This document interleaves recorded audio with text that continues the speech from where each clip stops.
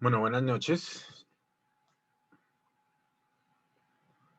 Estamos esperando a los compañeros de nuevo de los técnicos para clase de fundamentos de economía. Igual vamos a compartir aquí.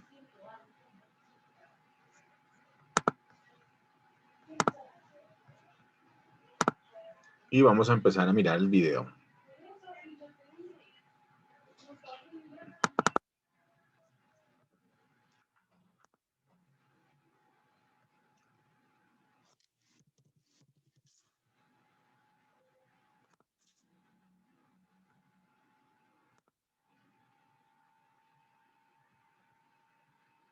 Vamos a entrar aquí por el aula virtual de los técnicos. La clase de hoy, la clase 18,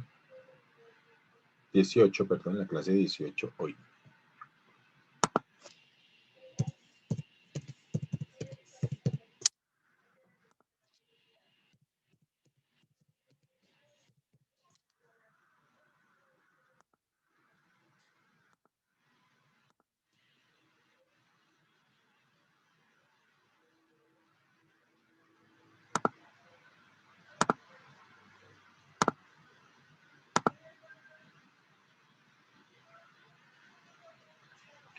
Entonces vamos a la clase 18.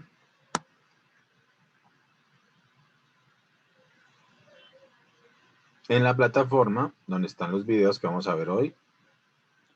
Y entonces tenemos análisis de las revoluciones industriales, la cuarta revolución industrial actual. Hay un análisis desde el punto de vista histórico muy interesante que vamos a mirar. ¿Cómo ha sido ese cambio de paradigmas? Es el video de cambio de paradigmas de la primera revolución industrial a la cuarta revolución industrial, que es la que actualmente estamos.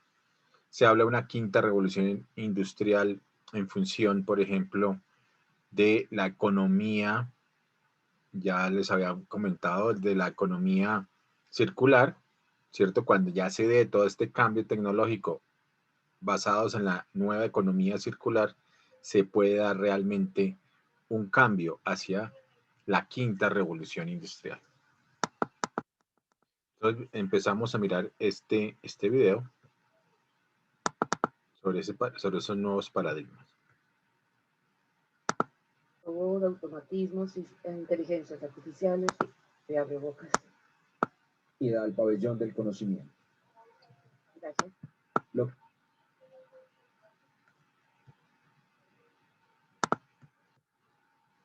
Que nos plantea unos nuevos paradigmas para la vida. Claudia, bienvenida al pabellón del conocimiento. Gracias. Buenos días. Se supone que en este momento nos encontramos en la revolución 4.0, la revolución industrial, para muchos. Para otros apenas estamos en una especie de abrebocas.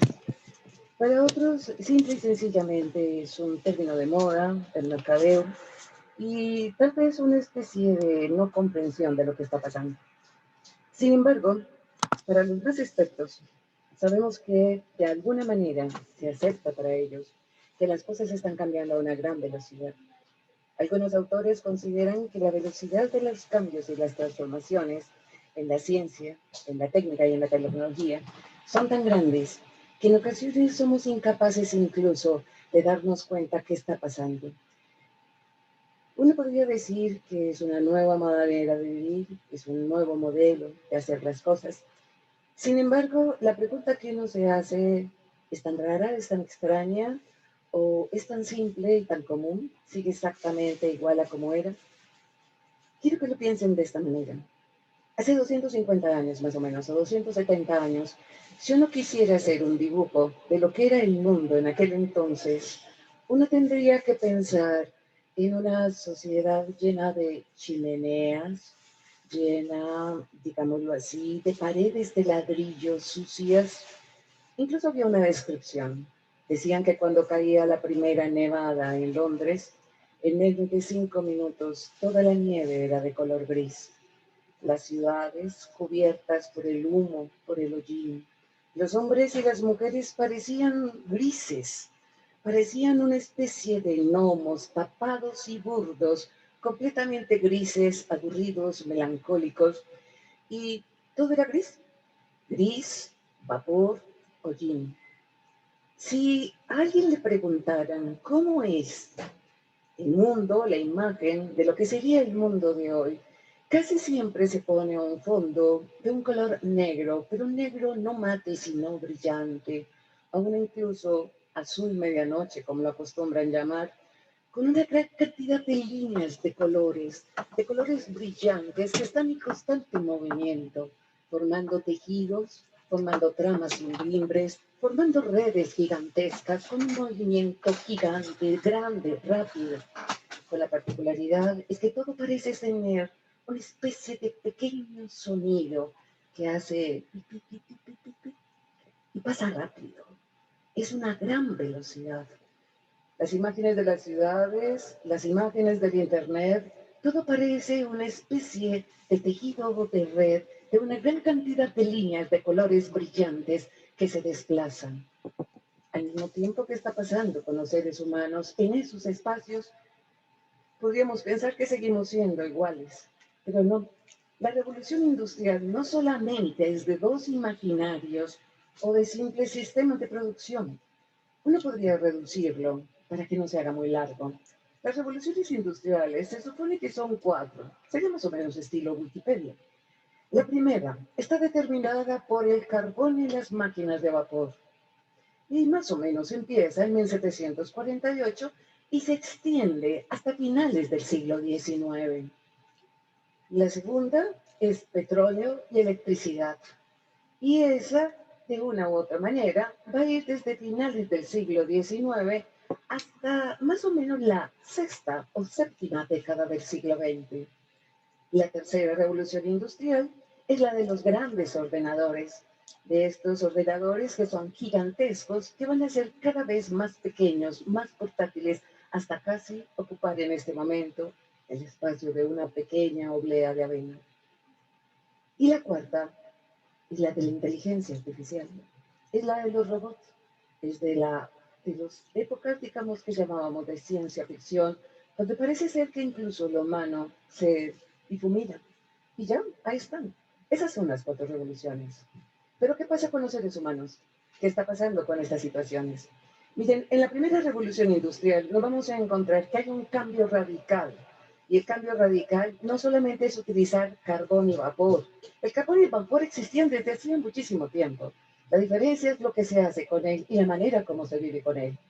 Miren, la mayoría de las personas antes de la primera revolución industrial eran campesinos. Vivían en núcleos muy pequeños de familias, donde necesitaban ser autosuficientes y no, si no lo eran, tenían que trabajar con otros. La idea de moverse, de cambiar de lugar, era casi que imposible. Sus tiempos, sus ritmos vitales, si empezamos a pensar en términos de Hobsbawm para Inglaterra, solamente como el origen de la revolución industrial, estaban marcadas por las condiciones climáticas. Si hay luz, hay trabajo y hay movimiento por fuera. Si no hay luz, estamos en la noche o en una tarde muy oscura, no se trabaja por fuera. Si estamos en verano o en primavera, se trabaja. Y eso que en ocasiones en primavera era un poco complicado, porque apenas estaban los deshielos y era complicado hacerlo. Pero usted trabaja más mientras más horas de luz solar haya. Desaparece la luz del sol, o empieza a llover o a nevar, o se congelan los suelos, ya no hay trabajo afuera, todo se convierte en un adentro. Y en ese adentro, la rutina cansa, la rutina agobia. Sin embargo, hay trabajos manuales que hacer, pero son espacios tan reducidos, tan pequeños, que termina siendo insoportable vivir con los demás. Las agresiones, las enfermedades e incluso ciertas formas de melancolía y angustia parecían muy frecuentes. Es una época donde usted puede dedicar a divagar su mente y por eso van a aparecer una gran cantidad de imaginarios donde los espectros, los fantasmas, las voces e incluso los espíritus van a empezar a aparecer. Pero también la angustia, la pobreza, la soledad, el silencio y una gran cantidad de condiciones. No es ese mundo bucólico de campesinos felices levantándose con la luz del sol y acostándose con ella. Son épocas fatigosas, pero son épocas que consideran que son las que se esperan.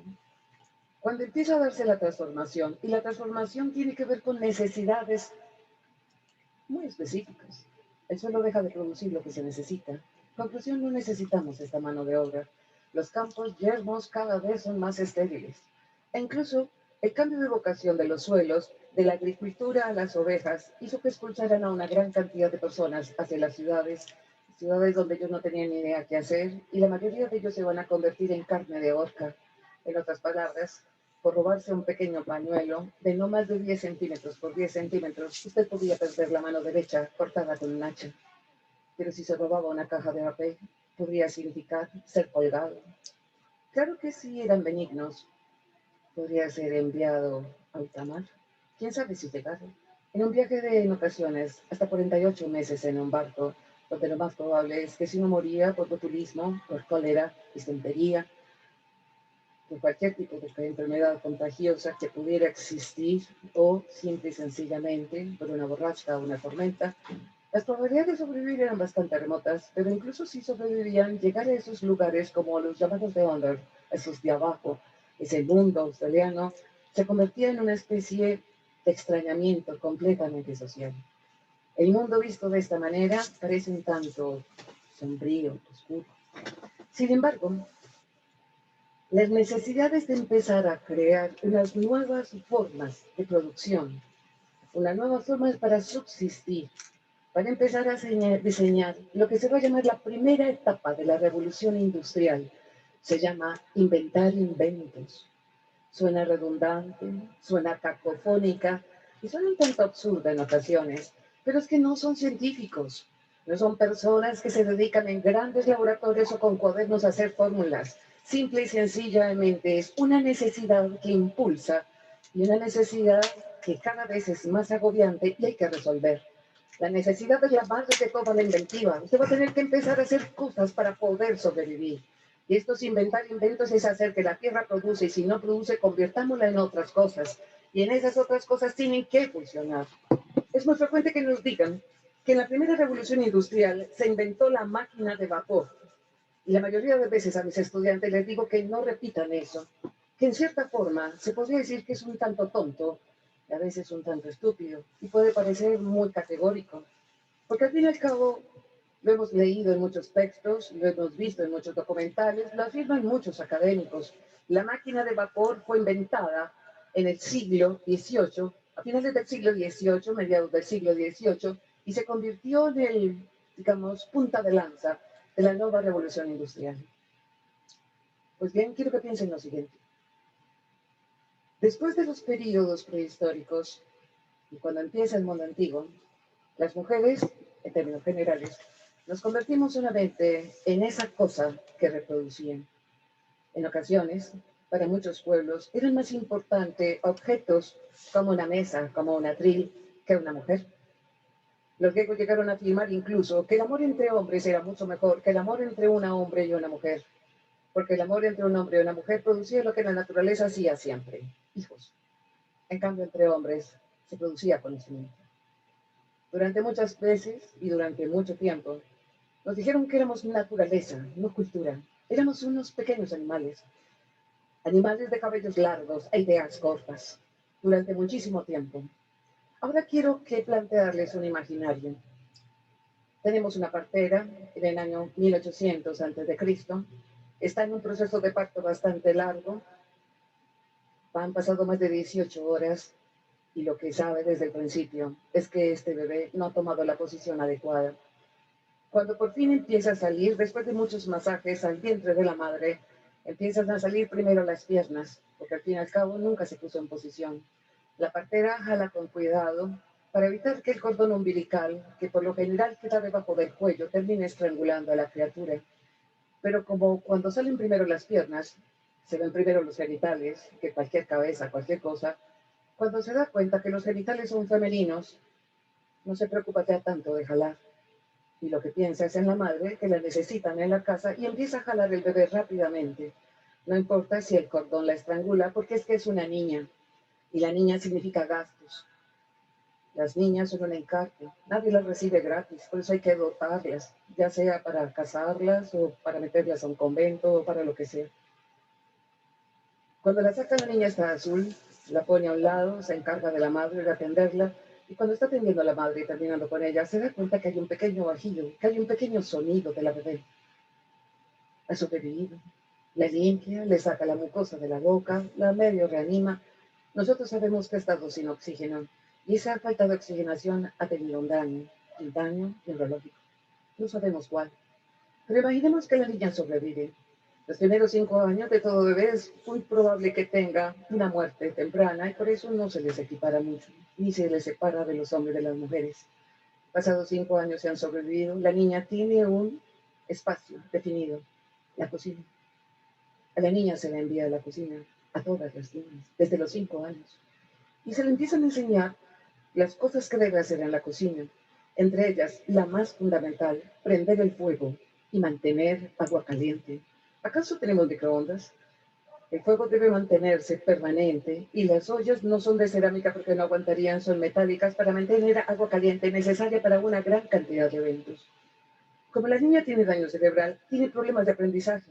Se va a demorar mucho tiempo en prender el fuego, aprender a calentar el agua, pero le van a enseñar algo que va a terminar aprendiendo, y es que para mantener el agua caliente y que se caliente más rápido, la debe tapar.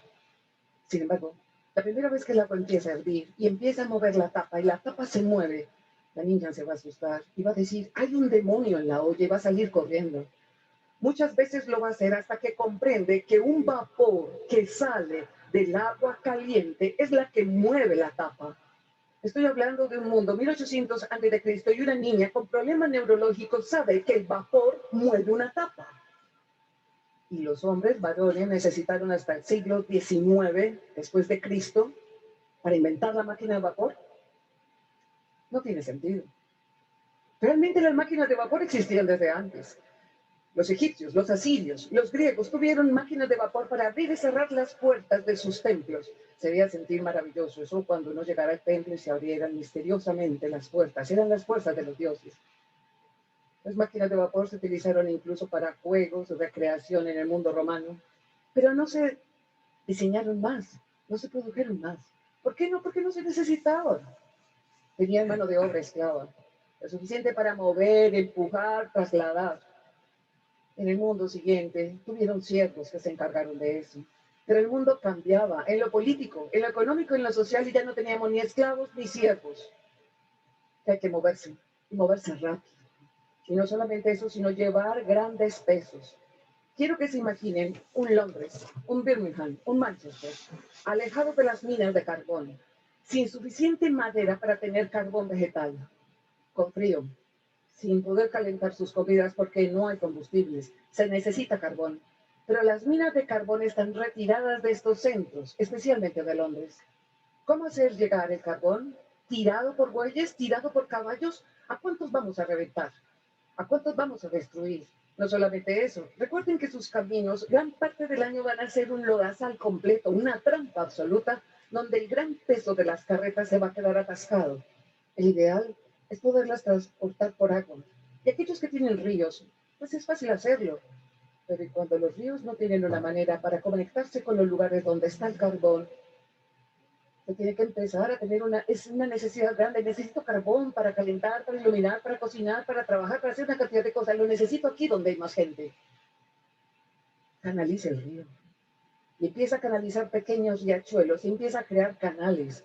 Pero hay veces, esos planchones en los cuales se les echa carbón hay que jalarlos todavía con bueyes. Eso no nos sirve. Con los meandros, con los circunloquios que hacen los ríos.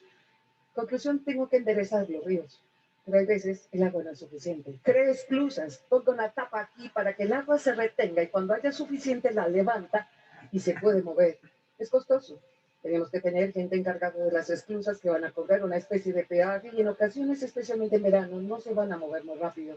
Y en invierno, cuando estén congeladas las aguas, va a ser también un problema. De nuevo, necesidad, y la necesidad madre de toda la inventiva. ¿Por qué puedo calentarte en esta casa y ver cómo la tetera silba o cómo la tetera se mueve y vibra? ¿Qué tal si yo pudiera convertir una especie de tetera en una especie de pala que se metida dentro del agua? Llevo carbón, voy sobre el agua. ¿Por qué no hacerlo?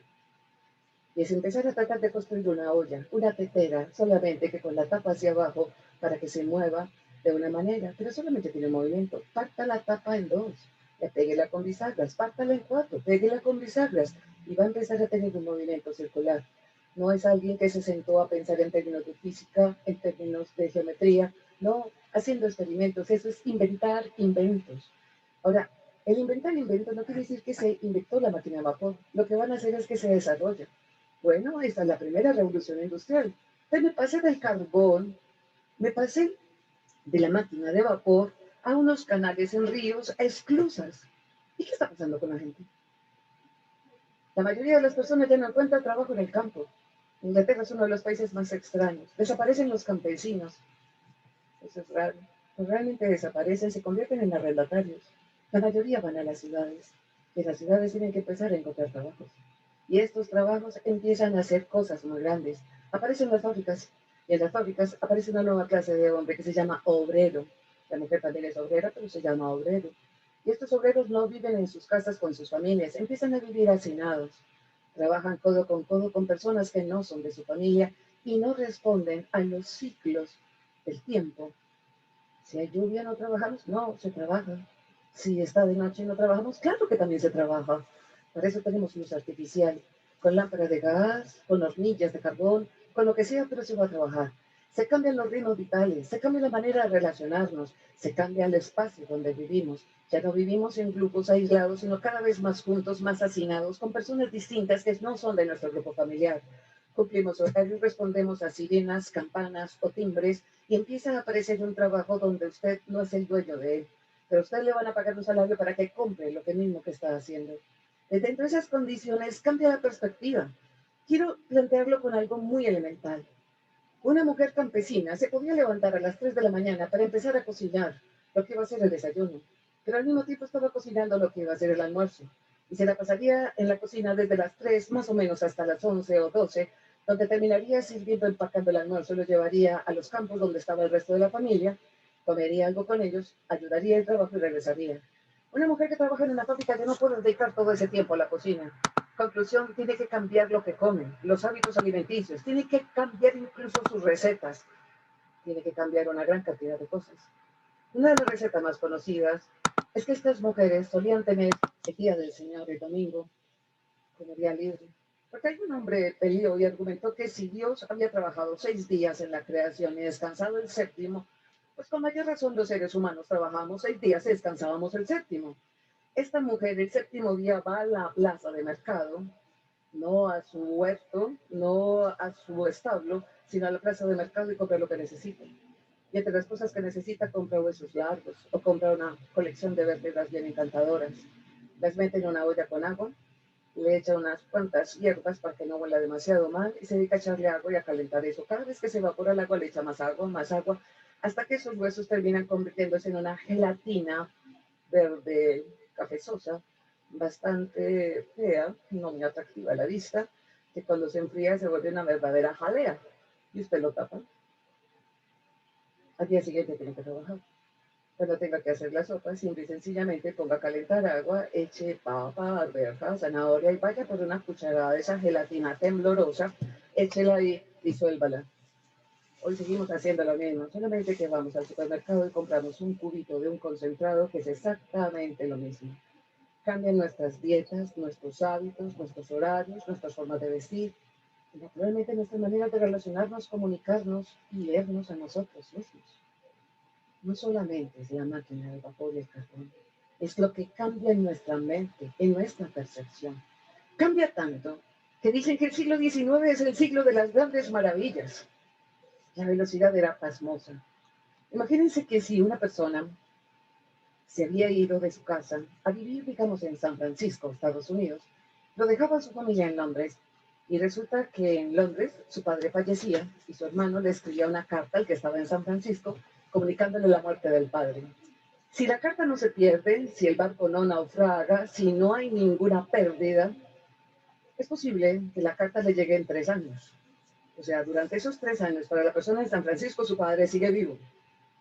Cuando le llega la noticia, su padre ha muerto hace 3 años.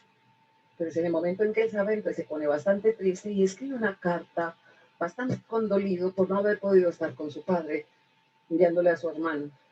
Y cuando a su hermano le llega la carta, Han pasado otros 3 años. O sea, 6 años, donde parece que la carta ya no tiene un sentido. Cuando empiezan a aparecer cosas como comunicaciones de un telégrafo con hilos, eso es sorprendente. La velocidad es maravillosa. Una comunicación de Londres a San Francisco tarda tan solo unos 45 días. Eso es velocidad. Quiero que lo piensen cuando ustedes están enviando un correo electrónico y se le queda el cursor dándole vueltecitas y no se envía. Y usted llega a la conclusión de que su servidor es pésimo, el computador está dañado, esto no sirve, ¿qué hubo? Pues esto no es velocidad. Los cambios tendrán que ver con velocidad, y la velocidad en el siglo XIX es una y la velocidad de nosotros es otra. Esa velocidad tiene que ver cómo vestimos, cómo comemos, cómo vivimos, los espacios donde nos interactuamos, la manera como nos vemos, la manera como vemos a la naturaleza, como vemos a los otros, pero como nos vemos a nosotros mismos. Si uno antes quería tener una imagen de alguien, tenía que encargar a alguien que le hiciera una miniatura, que le hiciera un cuadrito, una pintura, pero eso costaba mucho. En cambio, usted ya tiene imágenes, daguerrotipos, después cámaras de fotografía. ¿Ustedes se pueden imaginar lo que es el cine? Una maravilla. Hay una historia que me parece maravillosa por la absurda. La primera llamada telefónica entre el estado de Nueva York y Nueva Jersey no pudo ser registrada oficialmente para que quedara como la primera llamada interestatal, porque la llamada se hacía de Nueva York a Nueva Jersey, y cuando por fin repicó el teléfono en Nueva Jersey, la gente se puso tan contenta que se pusieron a brincar y se abrazaron y nadie contestó el teléfono. Pues naturalmente no pudo quedar registrada. Que conste que se demoró más de 12 horas en que la llamada, desde el momento en que se hizo, repicara en el otro lado. Pero eso era velocidad, eso eran cambios. El mundo estaba cambiando. El futuro lo teníamos en nuestras manos. Pensábamos incluso que llegaríamos a un momento en que nuestra capacidad mental podría resolver absolutamente todos los problemas: sequías, inviernos, enfermedades, muerte, guerra, todo podría ser solucionado. Estamos en el siglo XXI y hoy las cosas suceden a una gran velocidad, cada vez más rápido. Nos hemos dado cuenta que nuestras capacidades intelectuales han producido una gran cantidad de artefactos y una gran cantidad de conocimientos que nos permiten pensar que en el mundo, en un futuro no muy lejano, podremos diseñar a los seres humanos a la carta por códigos genéticos. Porque gracias a la biología molecular y a la tecnología de los ordenadores tenemos algo que se llama biotecnología. ¿Por qué preocuparnos por las, no sé, que se extingan las especies? Eso es cantaleta de una gran cantidad de amantes de la naturaleza, cuando lo que podemos hacer y dedicarnos a hacer, y lo estamos haciendo, es recoger el código genético de todas las especies vivas del planeta y tenerla en una especie de computador gigantesco que tenga la información genética de toda especie viviente del planeta. ¿Se extinguió? Pues lo volvemos a hacer, ¿qué problema hay? Tenemos todo su código, tenemos la llave del libro de la vida, e incluso lo podríamos perfeccionar, porque la naturaleza a veces se equivoca y nosotros podemos diseñar nuevamente. Quiero que piensen, un chita, un guepardo, que tiene una capacidad de moverse a una velocidad sorprendente, de mover su columna vertebral y su cola a una manera tal que alcanza unas velocidades sorprendentes y como depredador es espectacular. Tiene un pequeño problema. Para tener esa velocidad, tiene que renunciar al tamaño de sus garras y a la fuerza de sus garras. Y por eso cuando brinca sobre los lomos de su presa, en ocasiones la presa se puede sacudir fuertemente y él no es capaz de sostenerse. O su presa puede cocear, patear y terminando matándola o haciéndole un daño grave. Pero el diseño es importantísimo para la velocidad. Supongamos que su presa no es tan grande ni tan riesgosa y puede tirarla al piso y puede empezar a darse un festín. El problema es que hay una cantidad de carroñeros que van a querer la presa que cogió el guepardo. Y el guepardo no quiere compartir. Y el guepardo no es carroñero. O sea, solo come lo que caza. ¿Qué tiene que hacer? Como cualquier felino, arrastre su presa y llévesela para otro lugar. Y el lugar ideal es mientras más alto mejor. No puede. No tiene fuerza suficiente en sus garras para subir por un árbol o por una pendiente, por una cuesta a su presa. No tiene la capacidad para hacerlo porque en aras del diseño de la velocidad, sus garras tienen otra disposición. Como nosotros somos más brillantes que la naturaleza, podemos darle al guepardo la capacidad para la velocidad y cambiar la función de sus garras para que pueda ser mucho más efectivo. Y cuando lo pensamos, ¿por qué no? Si tenemos la oportunidad de hacerlo, y es velocidad la que nos admira del guepardo, y la velocidad nos atrae mucho en la revolución industrial. La pregunta que uno se hace es si podemos interferir de tal manera que no podríamos crear. Imagínense un tercer párpado. Para los que viven en el desierto del Sahara y en ocasiones las tormentas de arena son altamente peligrosas. Un tercer párpado reptiliano que se mueva en esta manera y que pueda ayudar a filtrar las arenas. O una especie de membranas en nuestra nariz que a la manera de branquias se cierren y se abran y permitan filtrar el oxígeno que podemos respirar. Eso se llama ciencia ficción. No se llama ciencia ficción. Eso se llama biotecnología. El diseño a la carta. El problema es que un solo cambio pequeñito que hagamos genera a su vez otro y otro y otro y otro en cadena. Y a veces pensamos que es lento. Pero recuerden que estamos hablando de velocidad. Los cambios serían tan rápidos que al menos todavía no tenemos la certeza si podíamos llegar a construir algo que significara la destrucción, no solamente de nosotros, sino de otras especies. Pero lo más apasionante y lo más tentador es que tenemos esa capacidad. Por esa cuarta revolución, ¿qué cambió de la primera a la cuarta? Seguimos hablando de tiempo, seguimos hablando de velocidad, seguimos hablando de una capacidad para resolver ciertos problemas. Pero, ¿cuáles? Como no es mucho el tiempo que tengo, quiero plantearles que en la segunda revolución industrial, lo más importante fueron el petróleo y la electricidad. El trabajo se volvió trabajos en cadena, repetitivos, las ciudades llegan al espacio donde se vivía y empezamos a consumir de otra manera y a consumir cada vez más y a disfrutar de una gran cantidad de bienes que nos dieron una calidad de vida mejor, aumentaron nuestras expectativas de vida, tuvimos incluso la oportunidad de estudiar y relacionarnos con otra mucha más gente, pero hay un pequeño detalle que también a las personas se les olvida. En la segunda revolución industrial, un porcentaje grande de los trabajos en ciencia, técnica y tecnología tenían que ver con la guerra, con el quehacer de la guerra. Y nos volvimos expertos en hacerla. Tan expertos que éramos capaces de matar en grandes cantidades. Incluso, si llegaron a llamar cierto tipo de bombas, armas de exterminio masivo. O sea, al mismo tiempo que éramos capaces de crear, también éramos capaces de destruir a una gran velocidad. Y seguían aumentando las velocidades.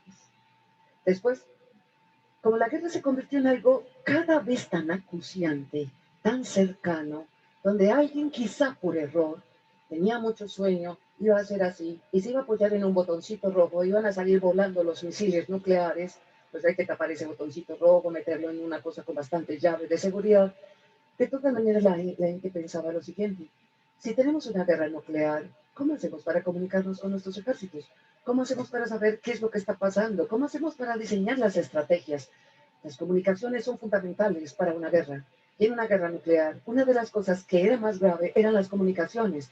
Si se pierden las comunicaciones, se pierde la guerra. Y se empiezan a diseñar elementos para las comunicaciones, para que a pesar de que la destrucción sea generalizada y masiva, nos podamos comunicar. Es el nacimiento de las redes internas o de la Internet. Y en esta Internet que nace por la guerra se convirtió del acto común, se convirtió en nuestra necesidad, no podríamos vivir casi sin ella. Ella nos dice una gran cantidad de cosas, nos dice incluso dónde estamos cuando nos perdemos, física y mentalmente. Dentro de esas condiciones es la tercera revolución. Y estos ordenadores, más las redes de grandes velocidades, van a llevar tanta información a tantas partes, van a hacer tantas cosas que de nuevo estamos como a finales del siglo XIX diciendo: este mundo es maravilloso, somos la criatura superior y podemos diseñar el mundo a nuestro gusto. Pensamos en la inteligencia artificial. Algunos dicen que nuestra famosa y cacareada evolución no era llegar a tener 4 dedos en los pies, menos dientes, o quizá ni siquiera dientes, no tener cabello y ser como una especie de huevo alargado, sino que la evolución llegaba hasta el punto de ser capaces de crear artefactos que pensaran por nosotros. La inteligencia artificial. Eso que era ciencia ficción hace mucho tiempo, hoy cada vez más es cierto. pero vuelven a sonar las campanas de destrucción. ¿Nos volveremos como en Terminator, esclavos de los robots? Y eso se convierte en una pregunta complicada, hasta que alguien perverso como yo dice, hace rato lo somos. Cuando usted pregunta qué clima hace y se viste de acuerdo a lo que le dice su informador, cuando usted simple y sencillamente se toma la presión arterial con un aparato electrónico que puede descalibrarse y toma el todo un aparato que se puede calibrar. Cuando usted es más antiguo, este único que le va a pagar a uno como con cierta sorna, ¿está usted seguro que quiere salir? Yo no le tenía que decir, sí, yes, y a presión de pelo, espere mientras se cierra el sistema. Y uno queda mirando la pantalla. Y de pronto aparecía después de un rato, algunos muy lentos, ahora puede apagar el equipo. Y uno en orden, pantalla, torre, y así en orden hasta apagar el regulador y listo. Dentro de esas circunstancias, hace mucho rato dependemos de una gran cantidad de artefactos que hacen cosas por nosotros. Y no parece que nos haya ido bastante mal, pero otros dicen que sí. ¿Qué es la cuarta revolución? Es más velocidad. Se llama dromología. La velocidad es tal que en ocasiones no somos capaces de comprender muy claramente en qué consisten los cambios. Cuando yo les digo a ciertos estudiantes, y cuando esto termina, la cuarta revolución no solamente es tecnología, no solamente es ciencia, no solamente son robots, automatismos, inteligencias artificiales y lenguaje de máquinas. El cuarto mundo es un cambio de paradigma. Y como yo soy de ciencias humanas, soy historiadora, de pronto nos encontramos ante la siguiente información. Grandes científicos crearon artefactos y un lenguaje máquina. Todo hoy se hace en lenguaje máquina. Y este lenguaje máquina produce y produce y produce y produce información. Y esa información se convierte en algoritmos. Y los algoritmos creados por los más poderosos científicos necesitan ser analizados. Adivinen por qué. Por los de ciencias humanas y sociales que podrán decidir, analizando los famosos algoritmos, qué queremos, cuándo lo queremos, de qué manera lo queremos. El mundo de la cuarta revolución es diseñar no para crear la necesidad, sino diseñar de acuerdo a la necesidad, de acuerdo al gusto. Hacerlo de manera independiente o un colectivo, siendo un trabajador nómade que se mueve de un lugar a otro, sea con sus equipos o sea físicamente, o una persona que simple y sencillamente trabaja en solitario. Es alguien que no hace trabajos repetitivos, que se mete a hacer producción en cadena, sino alguien que está creando, construyendo, haciendo cada vez cosas que la tecnología le permite. Y eso es maravilloso. Pero, para terminar,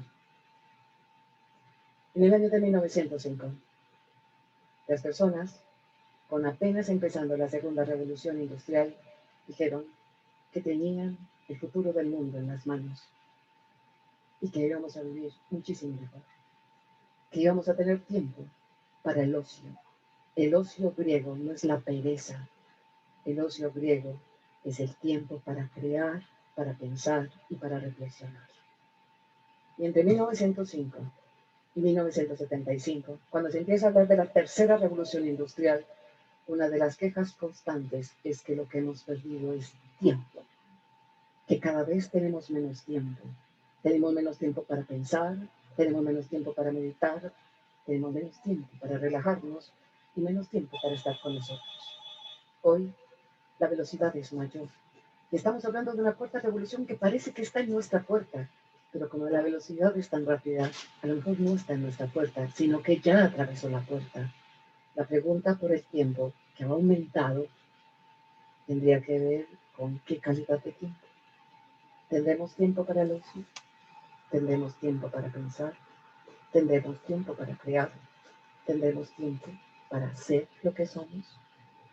Con la condición de revoluciones industriales tienen una constante, y es la velocidad en el tiempo. Mientras el humo del hollín se demoraba en caer lentamente con las lluvias, los vientos o las nevadas, hoy los bits funcionan a gran velocidad, a una velocidad tan gigantesca, que si usted quisiera pararlos tocando con un dedo en una línea brillante, en el momento en que pusiera el dedo, hace mucho rato, esa línea de información había pasado. Conclusión, es maravilloso, pero nos obliga a algo. Antes de, hay que pensar, y pensarlo varias veces, porque una vez puesto en movimiento, detenerlo va a ser mucho más complicado.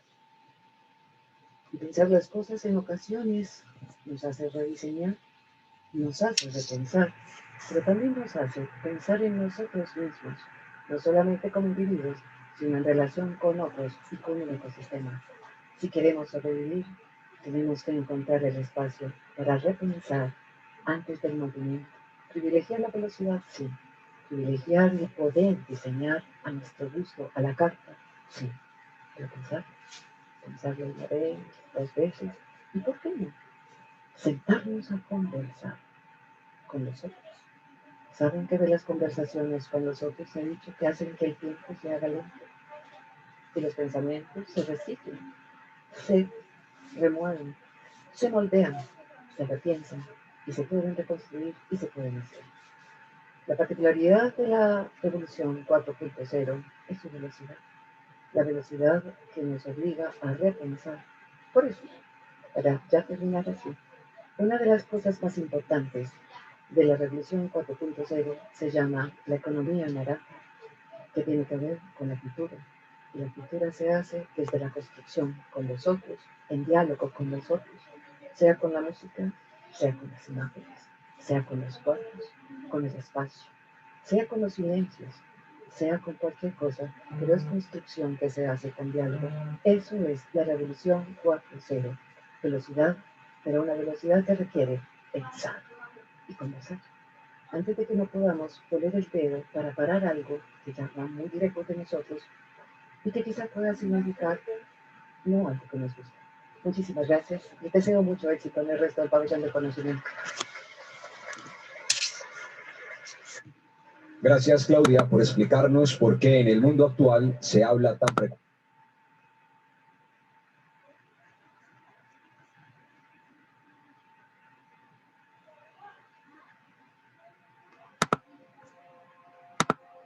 In 1965, the mathematician I.J. Good coined the term intelligence explosion. It describes a scenario in which a self-learning artificial intelligence enters a rapidly accelerating improvement cycle, whereby it quickly comes to exceed some or even all human capacities of intelligence. Today, philosophers like Nick Bostrom warn that the dawn of superintelligence. Buenas noches, Edwin. Buenas noches, profe. ¿Cómo ha estado? ¿Cómo vamos? Bien. Bueno, estaba ahí una profesora de la Universidad de Antioquia dando una conferencia precisamente sobre la diferencia, bien interesante. Ahí está en la plataforma, sobre el nuevo paradigma entre la primera y la cuarta revolución industrial. Esto lo hizo en enero del 2019 en el ámbito de Colombiatex, ¿no? Pero bien interesante, es profesora historiadora. Ahí no sé si alcanzaste a... Sí, yo alcancé a escucharla, el tema de que se necesita que interprete los datos y estas cosas del 4.0. Y hablaba de las otras. Sí, la escuché, profe. Ah, bueno. Entonces, miremos que nos da también esa misma mirada, pero con una comparativa. Okay. La cuarta revolución industrial. Bueno, vamos a ver ahora lo que es la cuarta revolución industrial, el concepto de lo que viene siendo todo esto que engloba la cuarta revolución industrial. Primero vamos a hacer una reseña de lo que han sido las revoluciones industriales a lo largo del tiempo.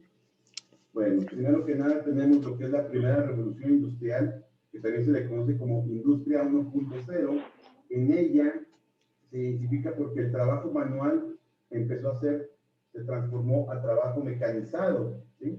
Aquí podemos ver la dimensión de la máquina de vapor y también podemos ver el telar, que también surgió en esta época.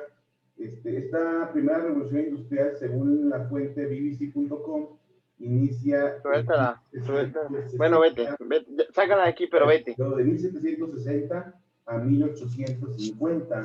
Como pueden ver aquí, pues nos marca 1784. Difieren las fechas según los historiadores y según los avances tecnológicos que se dieron durante esta etapa de la primera revolución industrial. Luego tenemos la segunda revolución industrial, que se le conoce como Industria 2.0. Esta se ve identificada principalmente por la producción en masa en las fábricas automotrices y en la línea de ensamblaje o la producción en línea. También tiene como identificación principal que aquí se generó o se empezó a dar la electricidad eléctrica, la energía eléctrica, perdón. Esta segunda revolución industrial, según la BBC, comienza en 1850, aquí nos marca 1870. Como les decía, eso ya depende de los historiadores y de los avances tecnológicos según como los hayan ido detectando, avances tecnológicos y sobre todo científicos también que se dan en cada época. Y luego tenemos la tercera revolución industrial que se dio a mediados del siglo XX, ¿sí? Y pues tuvo un auge del siglo XX, de 1950, mediados por decirlo que empiece así, hasta el 2016, que abarca esta tercera revolución industrial. Como digo, las fechas ahí varían según los historiadores. Y bueno, ¿qué principales características tiene esta tercera revolución industrial? Bueno, la automatización industrial, las computadoras y los componentes electrónicos, la implementación de lo que viene siendo el chip, el microchip, todo esto surge durante los procesadores a nivel computadora. Todo esto surge durante la tercera revolución industrial. Y bueno, actualmente, a partir del año 2016, se empezó a hablar de lo que viene siendo la cuarta revolución industrial, o conocida como Industria 4.0. En ella, las características principales que tenemos son los sistemas ciberfísicos, el Internet de las cosas y la red o la web. Vamos a ver más a fondo lo que es esta cuarta revolución industrial y su concepto de la cuarta revolución industrial. Nos dice que a finales del siglo XVII la máquina de vapor, esta vez serán los robots, esta vez en esta cuarta revolución industrial, según la fuente de la BBC del 2016, serán los robots integrados en sistemas ciberfísicos los responsables de una transformación radical. Los economistas le han puesto nombre de la cuarta revolución industrial, marcada por la convergencia de tecnologías digitales, físicas y biológicas. Anticipa que cambiará el mundo tal como lo conocemos. Suena muy radical. Es que de cumplirse los vaticios, lo será. Y está ocurriendo, dicen, a gran escala y a toda velocidad. Estamos al borde de una revolución tecnológica que modificará fundamentalmente la forma en que vivimos, trabajamos y nos relacionamos. En su escala, alcance y complejidad, la transformación será distinta a cualquier cosa que el género humano haya experimentado antes. Vaticina Klaus Schwab, autor del libro La Cuarta Revolución Industrial, publicado este año. Como pueden ver, esta información es de la fuente de la página de la BBC. Esta información es del año 2016 y nos habla de que marca el inicio de la Cuarta Revolución Industrial. Y que pues actualmente en esta década, este 2020 que inicia esta década, podemos ver que todos estos cambios se están viendo hoy en día. Bueno, los nuevos poderes del cambio vendrán de la mano de la ingeniería genética y las neurotecnologías, dos áreas que parecen criptadas y lejanas para el ciudadano y a pie. Pero las repercusiones impactarán en cómo son y nos relacionamos hasta los rincones más lejanos del planeta. La revolución afectará el mercado del empleo, el futuro del trabajo, la desigualdad en el ingreso, y sus coletazos impactarán la seguridad geopolítica y los marcos éticos. La fábrica automática y muy inteligente. Entonces, ¿de qué se trata el cambio y por qué hay quienes creen que se trata de una revolución? Lo importante destacan los teóricos de la idea, es que no se trata de desarrollo, sino del encuentro de estos desarrollos, y en ese sentido representa un cambio de paradigma en lugar de un paso más en la carrera tecnológica frenética. Como pueden ver, aquí más que nada es la fusión de diferentes tecnologías y de la ciencia, diferentes avances científicos y tecnológicos que se dan en una confusión. Eso nos habla de una cuarta revolución industrial que actualmente estamos viviendo. Como pueden ver, hoy en día la pandemia aceleró la llegada de esta cuarta revolución industrial a América Latina, y lo estamos viendo en esta forma que estamos trabajando en línea. en esta forma de dar clases virtuales, muchachos y muchachas. Como pueden ver, nuestras clases virtuales ya son en plataformas digitales, ya usamos redes sociales para poder, todos los avances tecnológicos, la videollamada, para poder dar nuestras clases online hoy en día. Esto es parte y viene en conjunto de todas estas tecnologías que se van conjuntando en esta cuarta revolución industrial y estas nuevas megatendencias que se van generando gracias a esta cuarta revolución industrial o industria 4.0. Bueno, 5 claves para entender lo que es la revolución 4.0 o la industria 4.0. Alemania fue el primer país en establecer en la agenda del gobierno como estrategia de alta tecnología. Como que dice, los países europeos, en específico Alemania, fue el primero que empezó a implementar esto de la industria 4.0. Y luego, siguiente punto. Se basa en sistemas ciberfísicos que combinan infraestructura física como software, sensores, nanotecnología, tecnología digital de comunicaciones. Bueno, hablando de tecnología digital de comunicaciones, pues es la forma en la que estamos actualmente interactuando en esta forma nueva de trabajar para mí como maestro y de ustedes como alumnos de llevar sus clases online. Y luego tenemos por ahí el Internet de las cosas jugará un rol fundamental y lo permitirá agregar 4.2 billones a la economía mundial en los próximos 15 años. 4.2 billones de dólares. 14.2 billones. Llevará la economía en los próximos 15 años. Y como último punto, cambiará el mundo del empleo por completo y afectará a la industria en todo el planeta. Bueno, como pueden ver, estos puntos son claves para entender lo que es la cuarta revolución industrial. Ahora vamos a ver un video,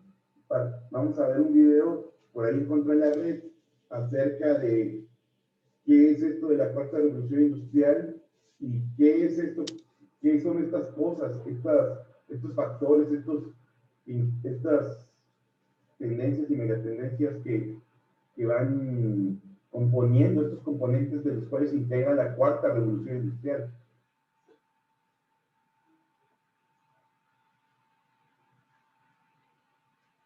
Buenos y tecnológicos días. En el siglo XVII fue la máquina de vapor la que cambió el mundo y en esta ocasión serán los robots y el mundo digital los que lideren la cuarta revolución industrial. Pero ¿sabes qué es o en qué consiste? Te lo contamos. La industria 4.0, cuarta revolución industrial, no es más que el nombre que le han dado los expertos a la introducción de las nuevas tecnologías en las fábricas mediante sensores y sistemas de información. Gracias a ello, los procesos serán más eficientes. Esto ofrece una adaptación constante a la demanda, un servicio al cliente personalizado y un servicio postventa mejor. También permite diseñar, producir y vender más productos en menos tiempo. También ofrecerá unas cadenas de producción más cortas y rentables, así como un aprovechamiento de la información para su posterior análisis. Pero, ¿cuáles serán sus puntos clave? La industria 4.0 tiene varios ejes en los que se articula y que las fábricas deberán implementar en su producción. Entre ellos se encuentra el Big Data y el análisis de datos, el Cloud Computing, la ciberseguridad, la robótica, el Internet de las cosas, la realidad aumentada, así como la integración de todos los procesos. A pesar de ello, el reto no está en conseguir integrar todo, sino en hacer que todo esto funcione como un reloj suizo. Así, una vez más, el reto estará en las personas y en cómo conseguirán liderar esta transformación digital y adaptarse al entorno que supone trabajar en la industria 4.0. Pero si todo esto te suena a que las fábricas estarán lideradas por robots, te equivocas. Es cierto que determinadas tareas y procesos estarán suplantadas por la robótica, pero eso no quiere decir que estos robots no estén liderados por humanos. Lo que sí veremos será una transformación en los entornos de trabajo y una forma de relacionarse con las fábricas distinta. Eso sí, siempre en aras de la productividad y ofreciendo al cliente una mejora en su experiencia. Y esta es la cuarta revolución industrial y así os lo hemos contado. Ya sabes, like si te ha gustado, suscríbete si te ha encantado y si tienes cualquier duda puedes dejarnos un comentario aquí abajo. Si quieres refrescar la memoria, echa un vistazo a nuestro vídeo de la semana pasada, que es el NFC. Y muy atento al vídeo de la semana que viene porque lo grabaremos durante el Mobile World Congress. Nos vemos en computeray.com. Buenos y tecnológicos días.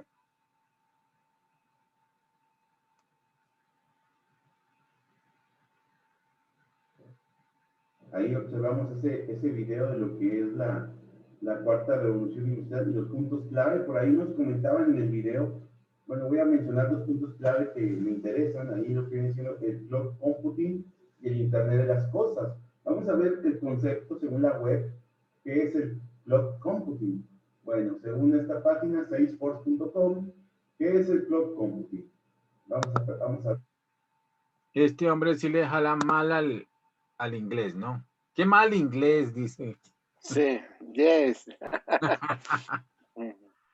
Es cloud computing y Carl Schwab, que es el otro, el padre que acuñó el término de la cuarta revolución industrial.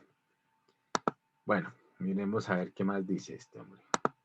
Para el concepto de lo que es, de una manera simple, la computación en la nube, el cloud computing, es la tecnología que permite acceso remoto a software, almacenamiento de archivos y procesamiento de datos por medio de Internet, siendo así una alternativa a la ejecución en una computadora personal o servidor local. En el modelo de nube no hay necesidad de instalar aplicaciones localmente en computadoras. La computación en la nube ofrece a los individuos y a las empresas la capacidad de un pool de recursos de computación con un buen mantenimiento seguro, de fácil acceso y bajo demanda. Como quien dice, es como estamos interactuando actualmente en esta plataforma que estamos usando de Microsoft Teams. Esta plataforma, como pueden ver, ustedes no necesariamente la necesitan descargar, simplemente con abrir su navegador y teclear microsoftteams.com, ustedes pueden ingresar a la plataforma y el material que yo comparto lo subo a la nube y ustedes ahí lo pueden ver sin necesidad de descargarlo. Quiere decir que ya puedes correr software desde la red y ver archivos sin la necesidad de descargarlos, de transferirlos. Simplemente con subirlos a la red tú puedes visualizar cualquier archivo. Esta nueva forma de trabajar con la que estamos interactuando nosotros, que es esta plataforma virtual de Microsoft Teams, nos permite trabajar desde la red, comunicarnos desde la red. Y esto permite y facilita nuestras clases virtuales. Fíjense cómo la pandemia hizo que tuviéramos que recurrir a estas nuevas formas de trabajar, de estas nuevas plataformas digitales, llámese Microsoft Teams, llámese Google Meet, llámese Zoom, para poder interactuar con ustedes y hacer una forma similar o simulada a lo que viene siendo la clase en el aula normal, sino ahora con estos avances tecnológicos, con esta cuarta revolución industrial que se están dando, podemos trabajar de una manera virtual. Y esta va a ser una mega tendencia que se va a marcar a un largo plazo, posiblemente sea una nueva forma de trabajar que se está implementando a partir de esta nueva década, a partir de este año 2020. Bueno, ese sería un punto uno de los puntos claves de los que quería hablar de la cuarta revolución industrial, el cloud computing y cómo lo estamos manejando nosotros en nuestra forma de trabajar. El otro punto punto clave que quería comentarles es lo que viene siendo el Internet de las cosas. ¿A qué se refiere este punto de la cuarta revolución industrial del Internet de las cosas? El Internet de las cosas, o en inglés, Internet of Things, es un concepto que se refiere a una interconexión digital de objetos cotidianos con Internet. Es en definitiva la conexión a Internet más con objetos que con personas. También se suele conocer como Internet de todas las cosas o Internet en las cosas. Si los objetos de la vida cotidiana tuvieran incorporadas etiquetas de radio, podrían ser identificadas y gestionadas por otros equipos de la misma manera como si fueran seres humanos. Bueno, este Internet de las cosas no es otra cosa que interactuar, como lo pueden ver aquí, con objetos, todos los objetos tecnológicos que tengamos, todos conectados a Internet y haciendo una interactividad nosotros humanos con estos objetos para podernos comunicar o simplemente, por ejemplo, Internet de las cosas, una casa inteligente hoy en día.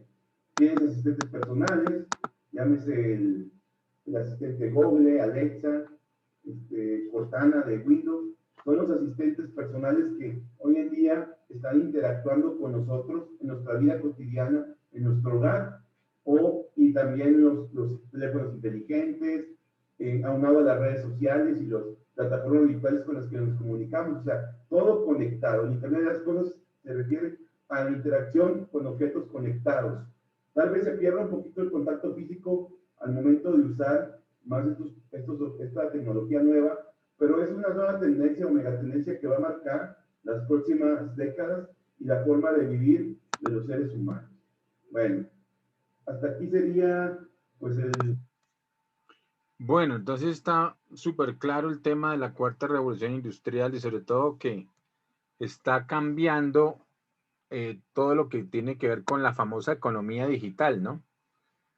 Por eso todo esto de estas nuevas tecnologías blockchain y todas las tecnologías, sobre todo la inteligencia artificial para manejo de información, de big data, pero sobre todo que las máquinas están empezando a aprender.